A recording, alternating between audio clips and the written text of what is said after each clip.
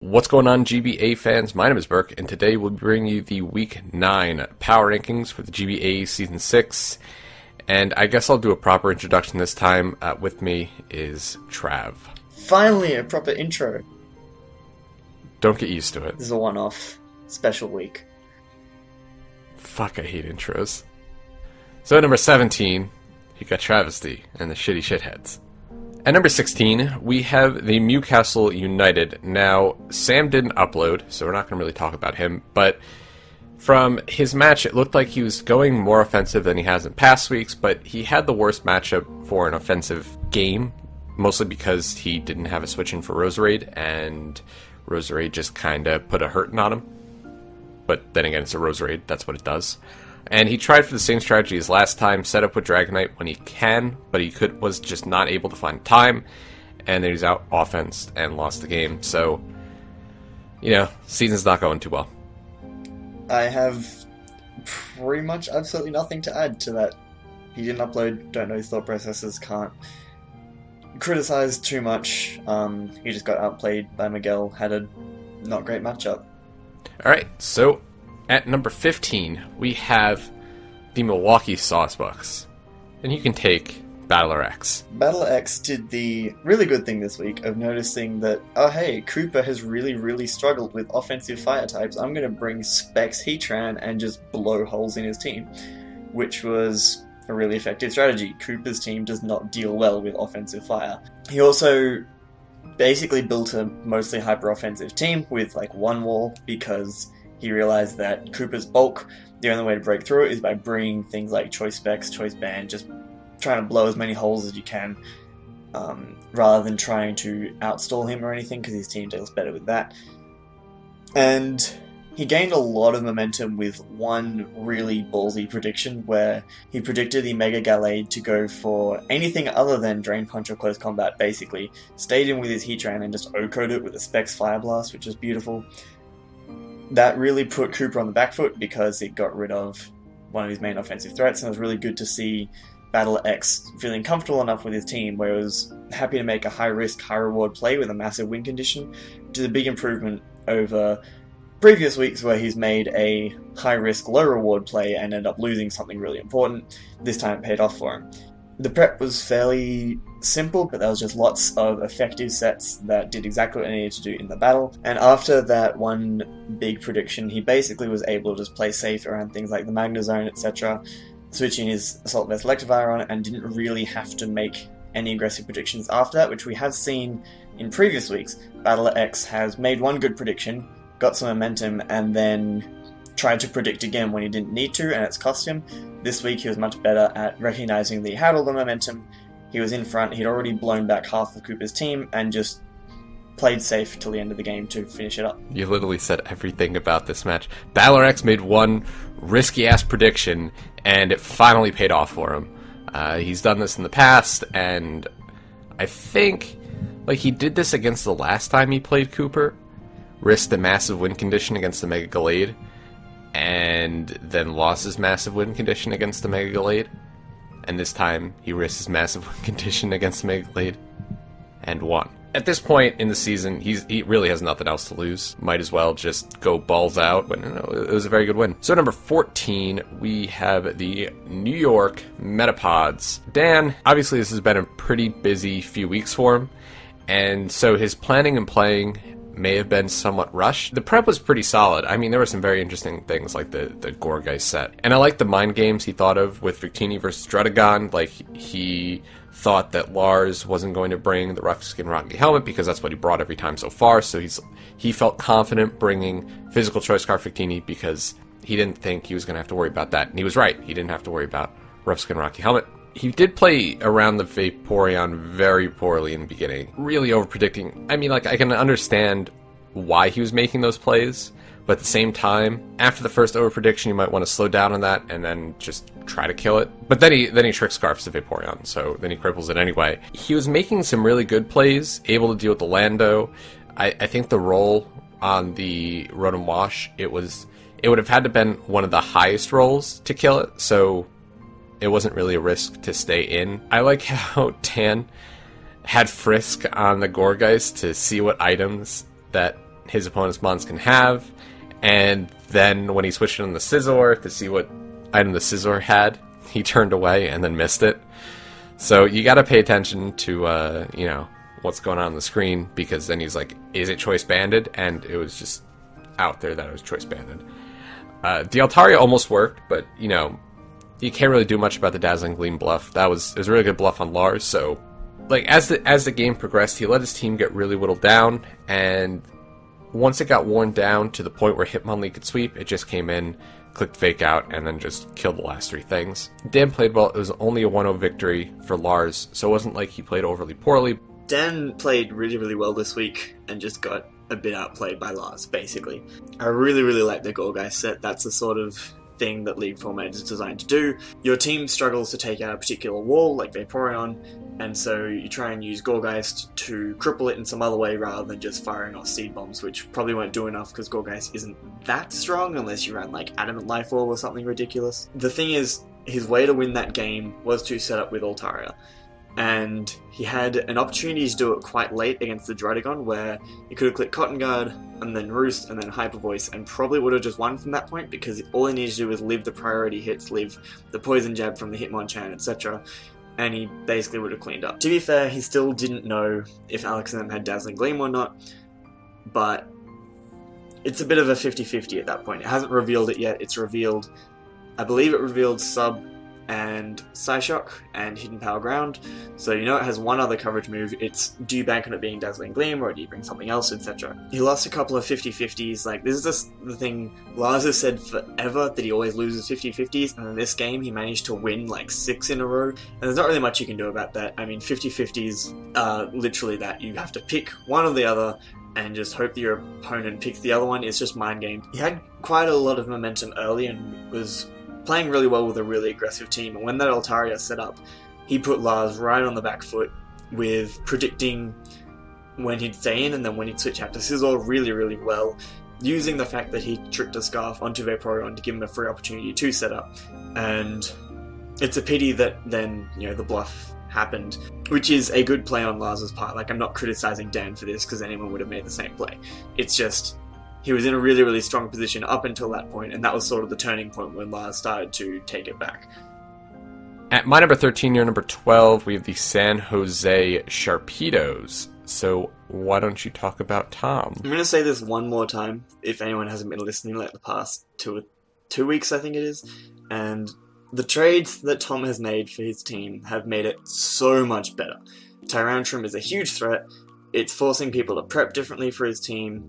He's using the Milotic really well. It's just really, really good to see. He managed to use George's Milotic against him amazingly. He played really aggressively, and again, it was one of those cases of a couple of, not quite 50-50s, but a couple of predictions that George made, and Tom got right on what he was going to predict and that kind of thing, which just put him on top early. He basically, from the get-go, just took a lot of momentum with the lead matchup of Mamoswine vs Cobalion, had the Sugar Berry to deal with it, got up a lot of momentum early, and managed to play around huge threats on George's team, like the Infernape and the Manaphy combination. Absolutely destroyed everything that Tom had, and I'm pretty sure on the team builder video Tom uploaded, there were 3 or 4 comments saying, if he brings this Manaphy set, you just lose to it. George brought that Manaphy set, and Tom basically destroyed him because he managed to play around it effectively with the Milotic, managed to get enough damage on it, managed to Toxic it, that kind of thing, even though he didn't have a great answer to it, because let's be honest, no one has a perfect answer to Manaphy. It was really good to see him basically dominate one of the top players in the format. Went to the finals last season and has been really, really consistent all through this season, and Tom just absolutely manhandled him. Tom, I made a mistake last week. The deal was you get 6 losses and you're a dumpster fire, and I didn't call you one last week. So I apologize for that, and Tom, you're still a dumpster fire. But you're a better dumpster fire. You're a slightly less hot dumpster fire. He had a very similar plan as last week, speed pass into something, and it worked really well.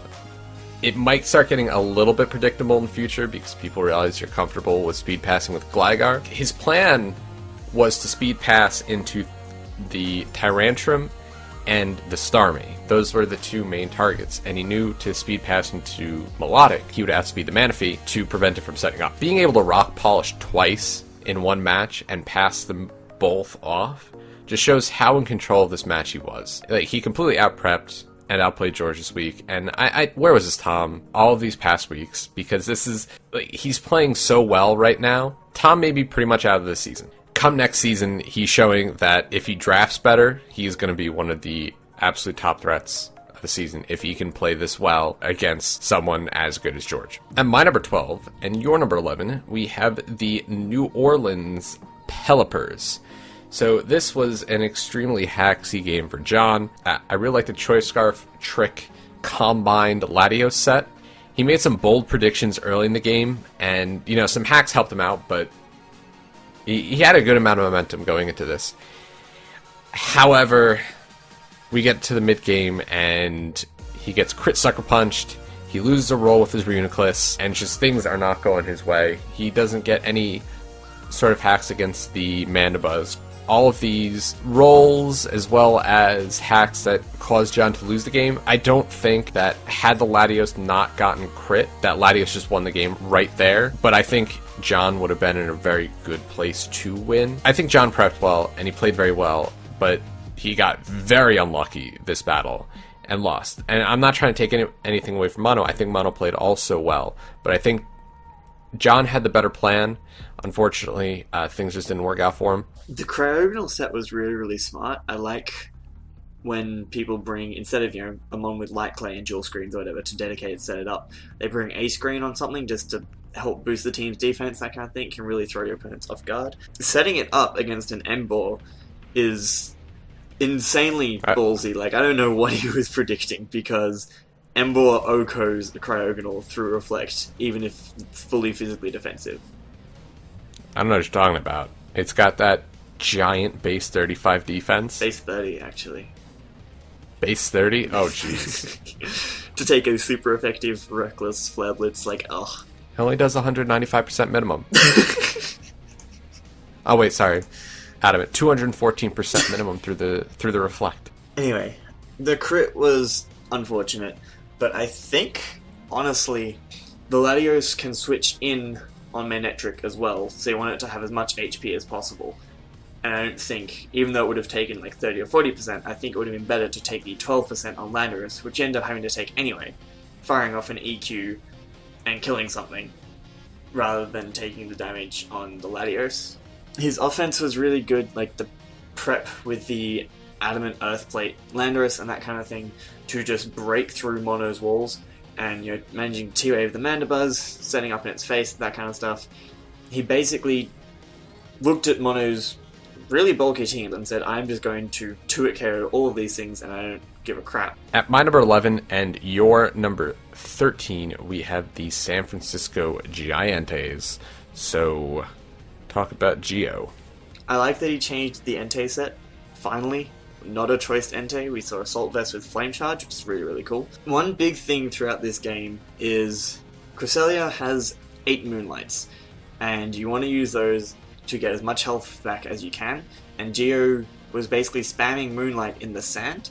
I would have much rather seen him get a bit of chip damage off on the Powdon to stall out the sand turns with Hidden Power Water, because Crunch was doing like 20% anyway. And then Moonlight up occasionally, or wait for the sand to be running out and then Moonlight up on a saver turn, that kind of thing. The prep was a bit better than previous weeks, but honestly the main difference in this game was how well he played relative to the last couple of weeks when he's been losing, and basically putting himself into a position where it would have been very, very difficult for him to lose, even with a Heat Wave miss. After about the middle of the game, he had the win pretty securely locked up, and then was just constantly going, I can't let this thing set up a sub or a Swords Dance or whatever, because that's how he loses the game. Was really conscious of that with things like the Extra Drill, and played well to that. And then it gets to the end of the game, and he didn't make an attempt to preserve differential, like he just sort of sacked off a couple of mons when he didn't really need to at that point. The game could have been a 4-0 or a 3-0, and when you're potentially fighting for a wildcard playoff spot, you need every little bit of differential you can get, especially when it's a division match. So the lose streak has been broken. Congratulations, Geo. I like that he actually brought offensive Zapdos, and I like the fact that he's Latias. It's a second defogger to help. Zapdos, you don't want to be a defogger every week. It's a really good mon. It can be very offensive. And the fact that he's had to run it defog pretty much every single week, that doesn't really help his team. But now that he has a Latias to take some of the hazard removal pressure off of Zapdos, I think he can use it a lot more effectively. This was definitely the Geo of the beginning of the season playing. This was a lot better play than we've seen in the past few weeks. The sets were varied, and he played very well around threats like Excadrill. The water coverage really helped. He made sure that his things couldn't be set up on. Like we've seen in the past, Cresselia had been setup fodder, but the fact that he knew that he needed to break subs with it with the HP water, really good prep. I always like that he's doing calcs to make sure that he can make the best switch possible. In his team builder, he was talking about, the team I'm bringing is versatile enough that if I see Tup trying to play defensively, I'm going to play very offensively. And if I see him playing very offensively, I'm going to play very defensively and try to chip him down. So I like how he's recognizing that he can play differently based on how the match is going. And he played to that this game. And it could have been a 5-0 if the Heat Wave hit. But, a win's a win. But he made sure that he won, despite the axe. It didn't matter. Very solid win, and hopefully he can keep playing like this. At number 10, we have the Utah Jasmine. So Cooper is recycling sets from the previous weeks. I get that he didn't have time to breed because, Steve was going away, and he needed to get his mons quick. That doesn't mean you can't plan for the week, especially if you're playing on Showdown. You can always vary your sets, and I know he doesn't like to because, I didn't breed them, so I can't use different sets. He just grabbed things that were already bred out of his box. You can change the sets you're on Showdown. No close combat on the Staraptor because you don't want Gengar to be a free switch, but then he can't hit the Heatran, which you look at the team matchup and you know that's going to be one of the worst things for your team. You don't want to play around threat that literally tears through your entire team. You want to kill it. It was a reasonable assumption to think that Steve was going to switch out, trying to save his Heatran, because Heatran, again, was his win condition. But at the same time, you really can't take that risk. You got to be able to just take it out if you can. And Cooper took the risk. He lost the risk and basically lost the game from that point on. And Heatran almost OHKOs the rest of Cooper's team, and so he just didn't have a way to deal with it, and lost the Battle RX. This is the big thing with Cooper's team, is by this point in the season, everyone has noticed that it struggles with a powerful offensive fire type. And a lot of teams have something that can do that. When you know an offensive fire type is going to be a huge problem, and your opponent has a Heatran, you sort of have to expect that they're going to bring it and try and bring things to deal with it. That doesn't necessarily mean you need a switch in, but a sturdy HP ground or Magnet Pulse, Scarf HP ground, Magnezone or something could have done some damage. Having close combat on Staraptor is the most obvious one. Carmine Sableye is a cool set, but it's still just too frail. Sableye doesn't really have good stats anywhere. The double power Clefable, so Cosmic Power, Stored Power, you really need a couple of turns to set up before it's really useful, and Cooper just wasn't able to manufacture that situation. We've seen a lot of the really good coaches, when they're trying to sweep with them on, they bring sets that force their opponent into a position where they can get a free setup. So if we look at Dan vs Lars, for example, he tricks Vaporeon in the Scarf, and then when Vaporeon's in against the Mega Altaria, he goes, well, if he goes to Heal Bell or Wish, I can just set up in its face. And that's using another set to try and create a situation where you can set up. Clefable didn't really have too many opportunities to do that in this match. And when you're bringing a Cosmic Power set, you really need to try and find any opportunity you can. If you think Steve might be wanting to Rapid Spin or set up rocks or something, if you can get up 2 Cosmic Powers, then Clefable just becomes this enormous threat. At number 9, we have the Borussia Donphan. Lars, do your calcs in-game. There are a lot of times when Lars goes, oh yeah, this should kill, or doesn't actually run the calc to check things, and it ends up meaning he doesn't make the best play. Another example is the Rotom vs Landorus situation. It's one of those things where it's hard to judge on Wi-Fi exactly how much HP things are at, but basically with something like Landorus, when it's one of your best answers to Mega Altaria and one of the best offensive threats you have for Dan's team, you kind of need to preserve it as much as you can, and so Sure, you could bring in on Rotom, and he didn't have too much else to kill the Rotom at that point, I guess. But I would have preferred to wait a little bit longer, pivot around it for a little bit longer, wait for the burn damage to rock up until the HP bar went to yellow, for example, and then he goes, okay, now I know like 100% that this will kill, rather than saying it should kill and then it lives on 1 and Oko's in with a Hydro Pump. That said, he managed to play around the Mega Altaria really, really well. He didn't have as much built into his team to deal with the Cotton Guard set outside of the Landorus, and yet he managed to force it out with bluffs and stop it from setting up again, end up winning the match, despite the fact that that Mega Altaria set just absolutely destroyed him. On that point, I really liked that he identified when sometimes it was better to sack him on off, or sometimes it was better to just keep attacking, that sort of thing, to not allow the Altaria to have a free setup, because he realized that if that thing got up +3 again, he was screwed, because nothing on his team could kill it. He knew that things like the Vaporeon needed to die, etc., when they did, to stop that Mega Altaria getting a free setup, and played that really well. He preserved his win condition perfectly. Fake out on Burden Hitmonlee is never going to sweep a team turn 1. It's the sort of mon where you need to preserve it to the late game, when you just outspeed everything and do 30 to 40% and clean up. And that's exactly how he used it. I really like that in his team prep and also how he played. Hitmonlee literally didn't see the field until the last little bit of the game. The summary of this game and how Lars played was that bluff ended up being really, really important, and that's the sort of thing where people get caught up a lot of the time in forgetting that their opponent doesn't actually know what sets they're bringing. And so by bringing something in confidently, like if you don't let the timer run down and just go, I'm going to bring in this and I'm going to bluff that I have a particular move, I'm going to bluff that I'm Scarf. We saw Tup do it really, really well a few weeks ago. And you make your opponent think that you have a certain move or a certain item or whatever, and that really puts them on the back foot, because information is so important in this league that if they have a piece of misinformation that they've assumed, then it can catch them off guard. And this week, Lars basically realized that he needed to make that bluff. He had no other way to stop the Altaria from just destroying his team at that point. And so he went, well, I'm just going to go in with Mega Alakazam and try and make this work. And that was a really smart move of him, and basically pull the game back into a contest, and he was able to win it from there. I like that he actually did something different with the Dredagon. However, then Dan went back to Scarfactini, so he played super aggressively that Vaporeon in the beginning. Staying in on a Rotom just to get it back to full health. That was super ballsy, and it paid off for him entirely, but then he had to get tricked.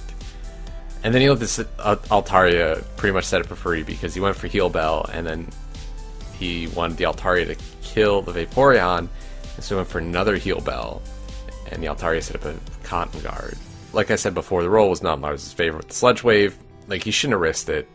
He needed literally one round of burn to put that roll. He got predicted with the Scizor. When you play risky with your offense, it's likely that it's not going to work out, because switching in Scizor on a Mega Altaria, it's really obvious. And the fact that the Vaporeon was already scarfed into something that couldn't really hit the Altaria meant that you were going to switch into something that could probably hit the Altaria, and the only thing you had at that point was the Scizor, and so it was a pretty easy prediction. However, that bluff with the Dazzling Gleam absolutely paid off. It was a really damn good bluff, and had he not made that, as you said, he probably would have lost at that point. Despite his offense being really crippled in the beginning, he was able to pull that back and get a nice 1-0 victory. At number 8, we have the Pittsburgh Piratas, and I think Tup is going a little bit too far in the direction of planning for Ditto. Like, there's a nice middle ground where you've got some things for it, where it doesn't get exactly entirely free switch-ins on your strongest offense, but he didn't want to have a switch-in even on the Rotom. And so that couldn't hit things like the Nidoking. A lot of his sets gave free switch-ins to things, because he didn't want Ditto to have a free switch-in. And I think he went just too far in that, because he even said, yeah, I can't hit the Nidoking, but I don't think that's a bad thing. It's a Nidoking. You never want to give that thing a free switch in. I like the Liepard set. It could have put in a lot of work. Had he been able to get a sub before the Grand Bowl gets in, Sucker Punch and Gunk Shot could have done a lot of work. He didn't have a lot to deal with Crest this match, and I get that you had Crunch on the Hippowdon, but it's a defensive Hippowdon, so it's not doing that much to Cresselia. and you can't just hope for the defense drop. Relying on hacks to try to break through a wall, it doesn't work reliably, and you can see this match, he didn't get any defense drops, and Cresselia just kind of stayed in the field. So I felt like this playing was not how he had been playing, even like last week. You know, he got out-prepped and outplayed by Geo, and there was only a little bit of hack spray towards the end that prevented from being a 5-0. So this was just much different playing than last week, and I know he can bounce back from this loss, but he's got to look at what he did last week, what made this planning so good, and then what made the week 9's planning not nearly as good, and then fix those problems. And I think it was just the fact that too many free switching. The main issue from Top's side this game was just he didn't have enough to break through Geo's war core. Like, it's a very good defensive core. You can always try and bring coverage or bring something to break through it, and he just wasn't able to do that because the Granbull just completely shut down the Heracross every time. The Cresselia basically shut down the Excadrill and definitely did it -1. Whenever Tup tried to do something to try and get off a lot of damage on Geo's walls, Geo would bring out another Pokemon which was able to counter it perfectly and just not take damage. I think one of the issues with this was trying to set up with a Liepard a little bit too early. I really think that Liepard set could have done work. If it got up a sub and a Hone Claws, it really could have put the hurt on Geo's team. But the issue was he wasted a lot of its HP going for subs as Granbull just stayed in. I would have liked to see him, maybe early on you click Gunk Shot predicting the switch into the Granbull, get some damage off, and then switch out. Later on you sub up knowing that he's unlikely to want to go into Granbull because you revealed Gunk Shot. You now don't get the Intimidate, you can Hone Claws on something and then start to do some serious damage. I think that could have been played a little bit better. So that meant the Liepard got a little bit wasted when I think it could have actually done a lot of work because Geo was not well prepared for an offensive Liepard. He was so concerned about running subs and that kind of thing to prevent Ditto from being a problem that he didn't have boosting items or he didn't have enough power to just punch holes through Geo's team. And the other thing is Geo adjusted his playstyle since he lost 2 subs on literally everything from Battler X and was refusing to let particular mons stay in with a sub up. If he'd brought Life Orb and a couple of things, he might have been able to break through some of the defensive ones a little bit more, and once you break through one, the others have to take more damage, etc. So a little bit of change in prep, like it was almost really good. I think a little change could have made a big difference to Tup, and I'm sure that in future weeks he'll bounce back. At my number 7 and your number 6, we have the Real Morel. So I like the fact they made a conscious shift to playing offensively this week. Like he said in his team builder and multiple times during the battle of, I'm bringing a much more offensive team, I'm going to go much riskier, I'm going to play more aggressively, because he's noticed that when he's tried to have switch-ins to everything, his switch-ins get worn down too quickly, and then when they die, that playstyle no longer works, and his opponents still have too many mons to take him on. So going full offensive this week was really effective because he won that matchup with both teams trying to play offensive. The first couple of turns, he got a huge amount of damage off on some of Fu's mons, and then pivoted around the Electros really well, and this is back to what Miguel used to be able to do, is even if you don't specifically prep for a mon, like you don't have a dedicated answer to it, you're still able to pivot around it and get the damage off that you need and wear it down to a point where either it's no longer useful or you can easily revenge kill it. I'd like to see him take notes and run more calcs in battles, because a sort of thing you keep commenting that Geo does really, really well.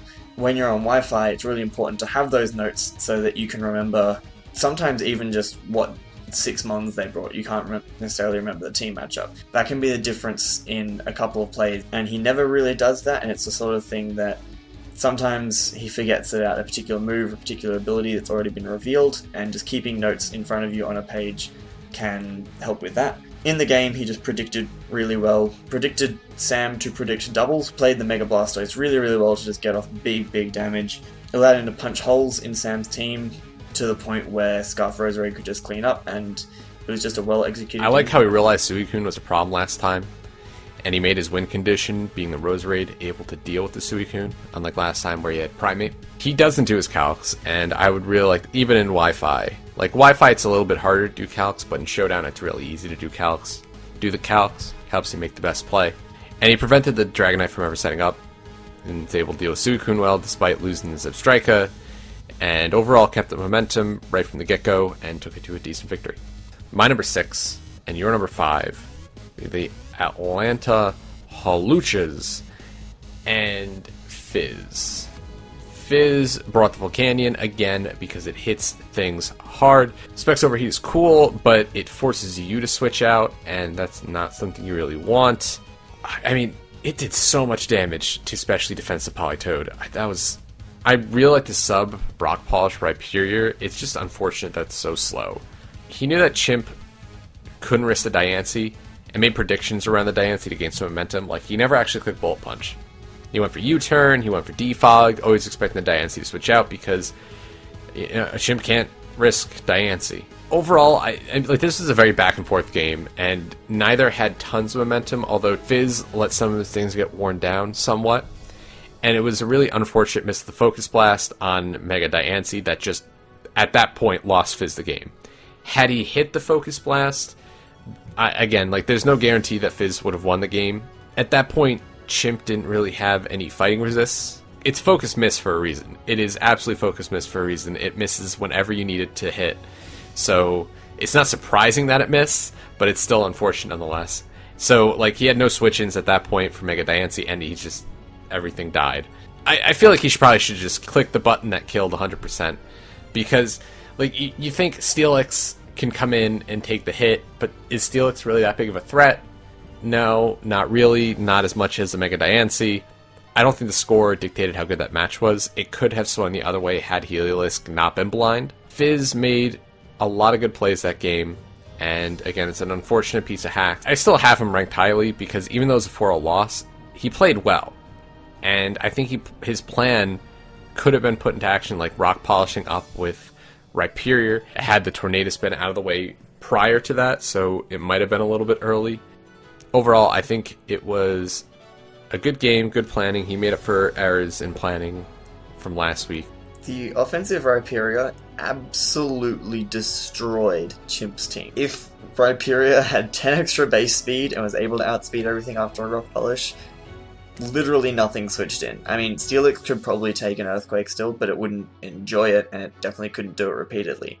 So I really like that he identified that and decided to bring a mon that is traditionally really bulky and defensive and brought it offensive. That's the sort of thing that could potentially catch someone off guard. Unfortunately, Chimp has too much experience with Pokemon, and when he brought Rhyperior in, looked at it and went, is this going to be weakness policy Rock Polish? I'm going to knock it off in case it is, and that was really smart on Chimp's part. Specs Volcanion is insane. I would potentially like to see some different sets from it, in particular when you know your opponent has a at least reasonable check, quote-unquote, in Politoed. You can potentially run things like, he gets Power Hub, Solar Beam, it gets a stupidly good move pool, and he's brought specs pretty much every week, I think. And I'd like to see him try out some different sets with it, it gets Flame Charge, stuff like that. I think he did bring Flame Charge once, actually. Try a different way of using Volcanion when the matchup dictates, if that makes sense. I disagree with Berk on this one. I think Focus Blast was the correct play, because you knew Chimp was going to scout for it by protecting, and he didn't really have anything to take Focus Blast well at that point, whereas any other move would have baited a particular thing in. Sure, you could have doubled, but ideally, if Focus Blast had hit, you killed something. It's a 70% accurate move. It misses 90% of the time. That's how Pokemon works. The Florges set was interesting. I think Carmine Florges could have done a lot of work, but there are a couple of issues in that Mega Diancie still destroyed it with a Diamond Storm, and it had nothing to hit the Steelix at all. Moonblast was doing pitiful damage, but it was getting really important special attack drops on the Steelix, at least. But even just, a hidden power or something to hit Steelix would have helped out a little bit. But in particular with the Florges, at one point, he let it take a huge Moonblast from Diancie, and then realized you couldn't take another one, so switched out into the Scizor to take the hit, and then ended up costing Scizor a huge chunk of damage because Chimp switched up moves and went for the Diamond Storm. At that point, Steelix was still at really good health, and Chimp was putting on a lot of pressure with Mega Diancie, and I think Florges wasn't as useful, and that's the sort of thing where in-game you need to be able to evaluate. Sure, I said this thing was going to be a win condition before the game, but they brought different sets than I expected, or they brought different mons than I expected, or different things have died, or whatever. And so, potentially reevaluating, if he'd still had Scizor at good health, he could have switched into a Moonblast and forced out with Bullet Punch like he was doing really well throughout the rest of the game. I think Fizz made a lot of really good plays, but was outclassed in prep by Chimp, even though Fizz played really, really well, and it ended up being quite a close match despite the fact that it was a 4-0. Chimp's slightly better prep basically won him the game. So my number 5 and your number 7, we have the Tampa Bay lose-weights. So you can talk about Mono. Mono this week had a similar issue to what he had against Dan a few weeks ago, in that he has a couple of really, really fast ones on his team. And so he gets into this mindset of, my team is faster than the opponent's, and then doesn't bring things to outspeed opponent's Scarfers and things like that. That Scarf Latios was a huge problem for his team because nothing outsped it. He didn't have a Scarfer on his team. He had one form of priority in the Embor, which through the Reflect couldn't kill things, and it could have potentially been really problematic. He got put on the back foot early due to hacks and wasn't really able to get himself back into the game until he got some hacks of his own. And I'm not going to say it was all due to that turn 1 hacks, but having the guard chomp around would have really helped Mono. The crit was undeniably a bigger game changer than the Dragon Tail miss, but once that happened, all of a sudden the momentum shifted back in Mono's favour and he was able to use that to try and get to the win. His wall core again got dismantled quite easily, and this is something that has happened the past couple of weeks, and I wonder if that's something in prep or if it's just the way the team is built. But his bulk, it switches into things and can take a couple of hits, but it often doesn't apply enough pressure, which the first couple of games Mono was doing really well is gaining momentum with his walls and using them to force switches and that kind of thing. Whereas since then, when he's been playing a bit less well, had a couple of either closer games and a couple of losses and that kind of thing, his walls has sort of just switched in, been hit really hard and died quite often.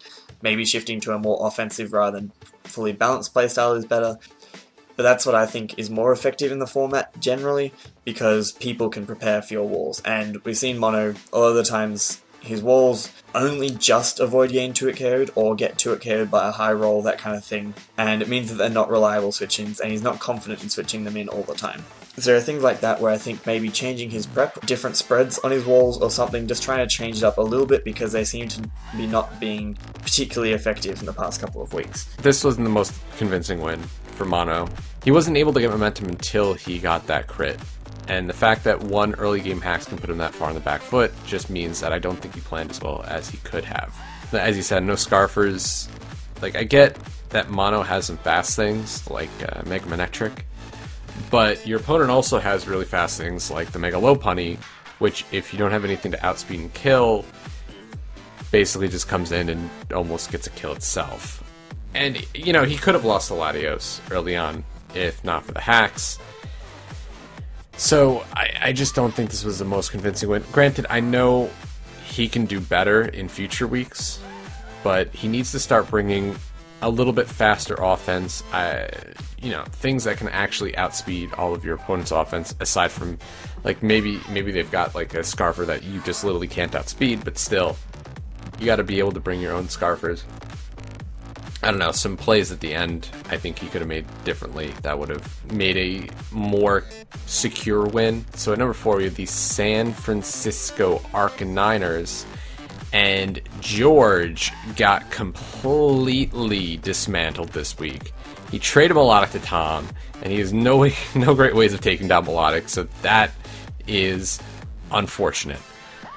And he got out-prepped, then majorly outplayed this week. His biggest misplay was the Gardevoir. Switching it in and letting that die. Why not just sack off the Mammo? It was at 1 HP. It probably wasn't getting off a big hit, because you look at Tom's team, and Mammo doesn't outspeed the majority of it, so I know he said the Manaphy going for the second Tail Glow was a misplay. I don't think that was a bad play at all. If Tom did have the Mirror Coat, and you don't know that, and you went for Energy Ball, and Tom went for the Mirror Coat, then you have a dead Manaphy. If you don't go for it, and you just go for the Tail Glow, and Tom has the Haze like it was in this match, you're just set back to square one, but at least you still have your Manaphy alive. So I don't think that was a bad play at all.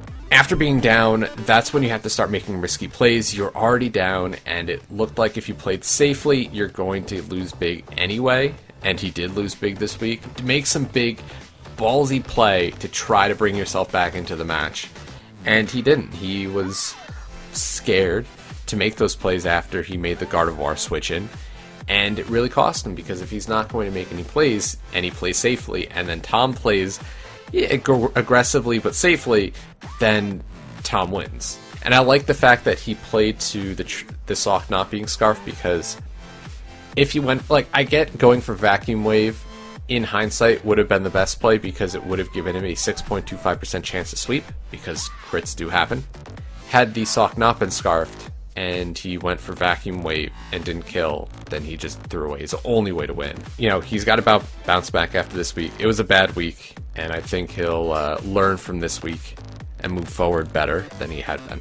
So one big thing with George this week is he said he didn't consider Specs Analytics Starmie, and if you look at how Tom's been using Starmie, like he brought Specs Analytic last week, he often brings Life Orb or Expert Belt Analytic.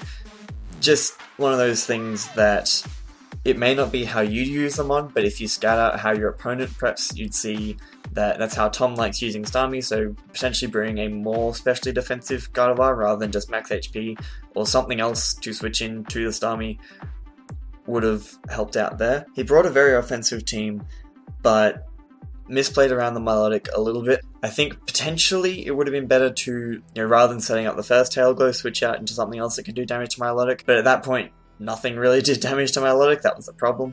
Potentially he could have built in a more reliable Wall Breaker into his team. I mean, he had the Gardevoir, which he ended up being forced to sack to Starmie, but he also had the Sash Mammothslime, when there was his two sort of wall breakers, and then he had his two potential sweepers in Infernape and Manaphy. But the two wall breakers, one of them got brought down to its Sash turn 1, the other one got sacked to a Starmie. I would think building in a more reliable set for a Mammothslime or something like that would have been better, to potentially bring a Choice Bandit or Life Orb one or something, preserve it for later in the game, because he needed something to be able to hit that Milotic hard, and he just didn't have enough that could do big damage to Milotic. And Milotic is a good wall, it's difficult to take down, but his team didn't really deal with it well, and the things he had to deal with it were just taken out of the game really quickly. Alright, so number 3 we have the Boston Red Sox. So Nick this week did the thing that a lot of people forget to do in League format, which is prep for a coach, not for a team. And what I mean by that is, a lot of people, when they do League format, they say, well, my opponent has these mons, so I'm going to bring coverage for these mons and things to take hits from these mons. What Nick did this week was well, I'm playing against Envy. Envy loves to bring setup spam and hyper offense, so I'm going to bring a team that capitalizes on that and can deal with it. He brings the Prankster Meowstic, he brings the Magic Guard Psych Up Alakazam, which is just an absolutely incredible set to deal with Shell Smash or to deal with setup in general. Uses that really effectively to just stop MV from being able to sweep him, and that's what MV's done pretty much every other week. This time, he sets up and Nick has the counters, because he recognized how MV plays from the last time they played each other, he scouted out how MV preps a little bit more, and built a really, really effective team to take it on. He then has a couple of walls which can deal, like the Skarmory just deals with Haxorus, and the Mega Venusaur to deal with the Mega Ampharos. Really, it was just the fact that he managed to scout out prep really well, and then counter team Envy's playstyle completely was really, really impressive this week. It was still a close game, and I don't think Envy will ever lose badly, because he's just a really good player. Nick showed that you can beat him with just really smart prep and by scouting out how he likes to prep. See, I think Nick won because I locked against him in the pick'em. So every time I lock against him, he wins. So Nick, I'm doing that for your benefit.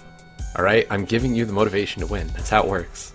I'm so glad that Meowstic set didn't do anything, because that was just so... If it had done things, we would be sitting here bitching about how it was a shit show of a game and we can't comment on it. It was so disgusting. Like, okay, it has Swagger, and then it also has Bright Powder. I'm like, Nick, what are you doing?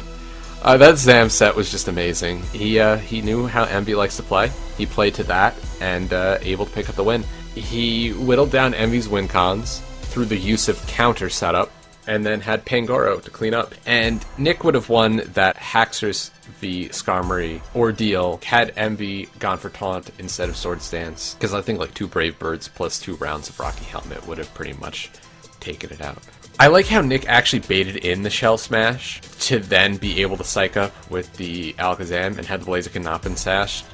That would have been like a, 4-0 victory right then and there. And I just really like how Nick uses Pangoro really well. And probably because his name Aristotle, probably the best Pangoro nickname ever. Number 2, we have his opponent, the San Diego Chim Chargers. MV got out prep this week, and people are now predicting setup spam and planning for it. This is what I think MV's been relying on, and it's worked out well for him. It's the fact that MV brings not necessarily the same mons, but he brings the same strategy week to week, and that's setup spam. This strategy can be capitalized on given some decent prep on your opponent's part. Not getting up the rocks was unfortunate. They would have been nice, but he got out prepped there with the Sugarberry Lantern. I don't think he played this one poorly. I think he played this one predictably. Nick knew exactly what he was going to bring and was able to capitalize entirely on it. And it was up to a Blaziken with his Sash to not get completely swept. I think he's going to have to not completely change his playstyle because it's been working out for him, but he's going to have to reevaluate or maybe tone down how much setup he brings week to week because people are going to start capitalizing on that. Nick made good predictions. It happens. No one goes undefeated for a whole season because there's always a matchup where someone will predict you or bring a mon you didn't expect or something. So I wouldn't get too upset about thinking you played badly because you didn't. It was just Nick played and prepped a bit better this week. Normally, I would say something like Focus Sash plus Acrobatics is a bit risky because if you take 90% or even 98%, you don't actually burn up the Focus Sash, and so Acrobatics is weak as a weak move. But it paid off perfectly for him this week, so... At number 1, we have a change, and that is the Philadelphia Scissors. So why don't you talk about Chimpact? I am becoming a huge Chimpact fanboy throughout this season. I didn't have much faith at the start of the season, and he's just continued to impress me. He deliberately went into Politoed on a Kecleon to bait Stealth Rock so he could switch in his Mega Diancie and bounce them back. If that is not some insane next level shit, I don't know what is, because he realized that the rocks were useful for wearing down, in particular Volcanion, forcing the Sizzle to come in and try and defog at some point, and was able to get them up using his opponent's Stealth Rocker, which is a really, really smart use of Mega Diancie. His team was really well constructed, and their immunities and resistances and things like that covered each other really well for the team that Fizz had. He basically identified the Mega Diancie as a potential win condition, used it really, really intelligently throughout the match, and was able to just get off huge hits like Mega Diancie does. I continue to like how he's using Tornadus T, bringing the Icy Wind in case of setup. He managed to play himself into a position where Fizz had to be constantly making good predictions to stay in the game, whereas Chimp just basically played safe. Even though that was how they were playing and Fizz was making those predictions, he still managed to come out on top because of good prep and a tiny little bit of luck at the end, but things like the Rocky Helmet on Cofagrigus, meaning the Sizzle died to rocks when it switched back in, etc., was just really, really good, detailed prep. Really impressed by Chimp. There's a reason he's at number 1. He's 7-2, and I really look forward to seeing what he can do to finish off the season. There was something about that team builder. I really liked it. Probably the best team builder this week. One of the best team builders I've ever seen. Except he didn't have the diss track. I want a diss track. No, he gave me props at the end. I know, but anyone who gives you props is just lying. Yeah, Chimp. Where's the diss track? Magnet Rise Diancie was cool. I didn't really see it doing much. Yes, he could have already killed the Volcanion anyway, but I guess you just want to stunt on him, so. Chimp is able to read situations that other coaches would probably not notice, such as, like, before the Mega Scizor Mega Evolved, and it was out on the Politoed, he switched out his Politoed first before the Mega Scizor, and he knew that the Mega Scizor did not have a lot of speed investment. He notices a lot of things that goes on in the match, so really good there. Just like he's shown every week, Chimp changes up his playstyle. So while some people you can prep for the coach, you can't really do that for Chimp. He switches it up too often. He's played Stall some weeks, he's played Hyper Offense some weeks.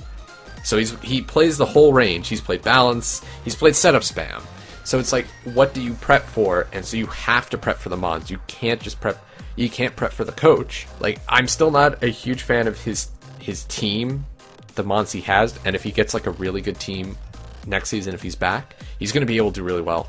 And that is going to wrap up the Week 9 Power Rankings for the GBA Season 6. If you have your own Power Rankings, as always, please leave them down in the comment section below. That's all we got for today, and we'll see you all next week. Fuck, I hate outros.